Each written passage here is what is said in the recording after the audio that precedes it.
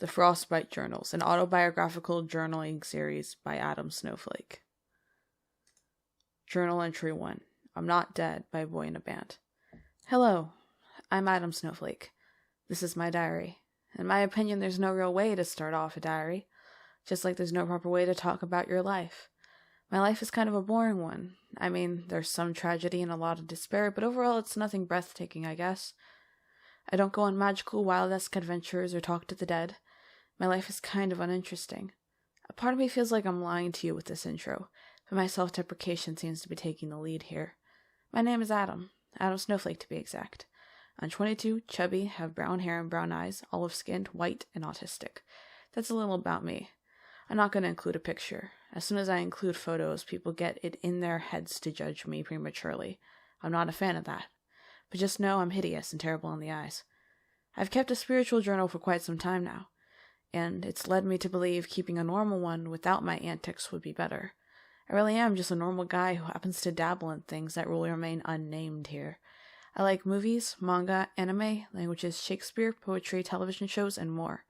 I think manga is superior to comic books, anime is superior to manga, television is superior to movies, and books are superior to television. I just like stories. Stories in general. Stories of heroes going on brave quests, chosen one narratives, apocalypses. I love that stuff. I didn't grow up wanting to be a storyteller or anything, but I am rather fond of shit like that. That's another thing about me. I cuss. Like a lot.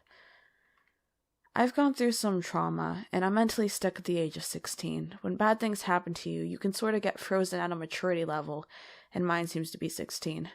I talked to my therapist the other day, or closest to one I have, and she definitely agreed with me on that. I never felt so validated in my beliefs when someone saw my mental age for what it was.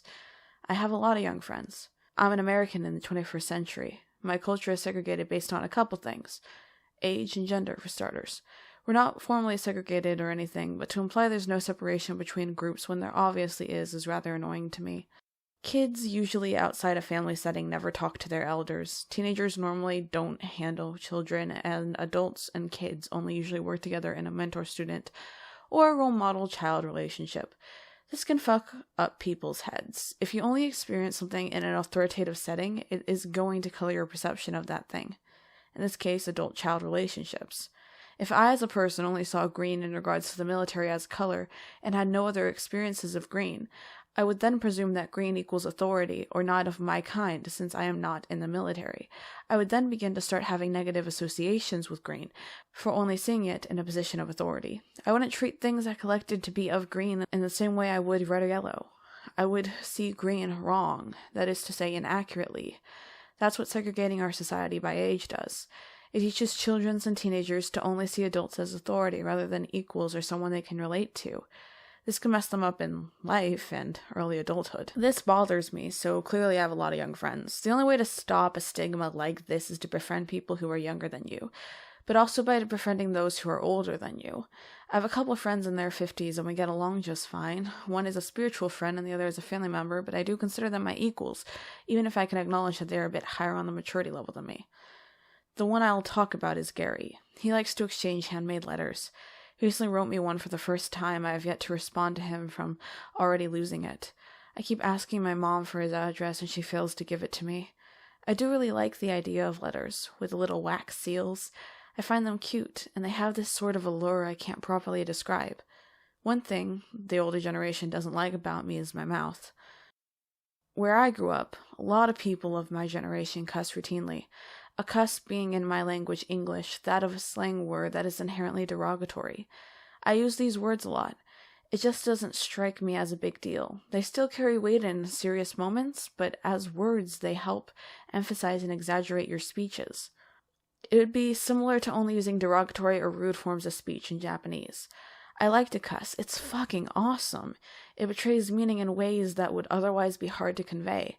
I like that about my language. Speaking of language, I'm currently learning Japanese. I'm not Japanese or even Japanese American. I find the language outside of verb conjugation fairly easy to understand.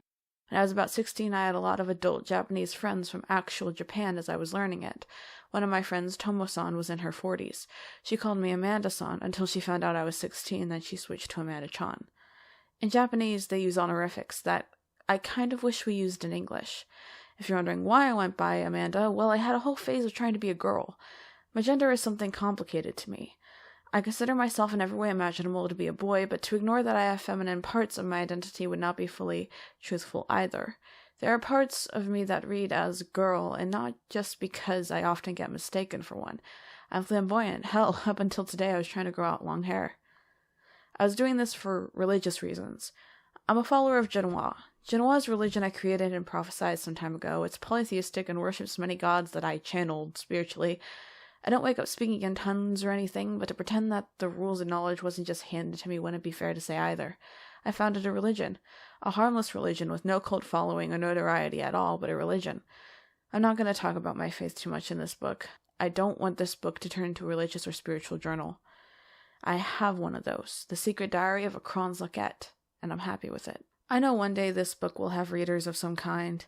It will be published, and whatever errors it has, and people will consume it. But until that day, I would like to keep it as private as possible. This contrasts with my spiritual journal, where I feel the need to share every living, breathing detail with the few followers of the book that I have. Anyways, I live with my mother, my sister, and my sister's boyfriend. His name is Fredo. Yes, really, Fredo. It is short for Alfredo, like the cheese. My family life is fairly chaotic. Growing up, my parents fought constantly, later leaving them to get divorced. Then my father committed suicide, and shortly after my mother became verbally abusive towards my sister and I, screaming at the slightest inconvenience and throwing tantrums over literally nothing. My sister became physically abusive with routine beatings from her, not of all of which I reported. I became depressed and suicidal and was hospitalized multiple times.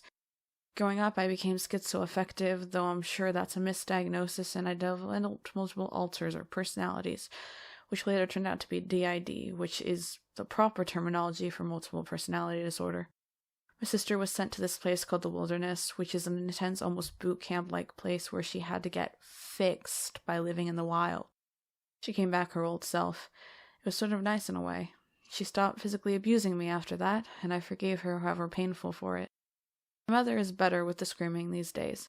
She still yells whenever things don't go her way, and she will only listen to you if you yell back, and she yells every day. But it's not the way it was.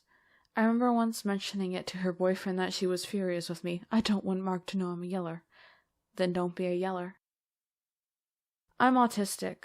Autism is a disorder that impacts the way the brain sees the world. It impacts both your senses as well as your social interactions. I just don't get a lot of society. I don't understand why we have rules the way we do, or why we have to do little dances and can't just tell people what we're thinking. Just say you're not okay. Don't imply it between the lines. Don't imply it and expect them to notice. Just say you love. It's not some big step. I don't get it. I don't get eye contact and I don't get social cues. It's just not in my DNA. In many ways, I consider my autism to be one of my greatest gifts. As you will see, one of the few things I like about myself, though after years the list is finally growing, is that I am very creative. This you will see. I have no self-esteem, none whatsoever. I feel like my life is a giant ink pool, with the puddle being black and a few things I like about myself are the yellow specks of gold that often get lost in such a wide array of ink. I use a lot of metaphors, at least right now. They often get away from me, or don't describe the things perfectly. I remember that I'm published. Both of my published works are fiction, and they are poetry about Norse mythology. I believe in Norse mythology. I believe in everything. Maybe I'll share some of my poetry or art with you. I hardly consider what I do to be art. I draw anime-esque characters standing up with all the same face and body type. That's not art. That's tracing through muscle memory. I need to learn to do art. I would love to learn to do art. Maybe one day. I often draw my own fictional characters as well as the concept art for a lot of my music. But then, because I can only get the idea across, I have someone who's actually skilled in the profession of art redraw it for me. I designed my lesbian space pirates. I designed Lance Laser. I designed Blindfold and Ryan Sato. I want to make anime superheroes. It's a concept that's hardly explored over there, and while very Western, I would love to take a snag at it. I try to make my manga-esque comic book as Japanese as possible, because the Western style isn't what I like. I like the Japanese style. So I emulate them and their culture as much as I can when writing these books as sort of homage to it in a way. Anyway, that's a little about me. I hope we can get to know each other soon. I'm sorry if it was depressing or rambly. All these will be rambly. But yeah, here's some of my art. Adam Snowflake, 4:18 p.m., 8-5-19. Image showcases an anime-like character, a big head with giant eyes. He has hair pulled into 2 sections. He has emo bangs covering his right eye. He is wearing a vest with arm wraps. His shirt is a star with an eye on the front of it, and it seems to be wearing some kind of belt. The picture is photographed and drawn in blue ink. The second image is of an outfit on a faceless figure. It's a purple and blue outfit with a cross-like structure being made out of blue against the backdrop of the harsh purple. The shirt is lined on the edges in yellow. The character is wearing gloves of the same coloring and shorts of the same degree. It's a fairly sci-fi looking and inspired. It's very Final Fantasy sci-fi looking and inspired. The second photo is also not scanned, but photographed. This has been the Frostbite Journals. Journal Entry 1.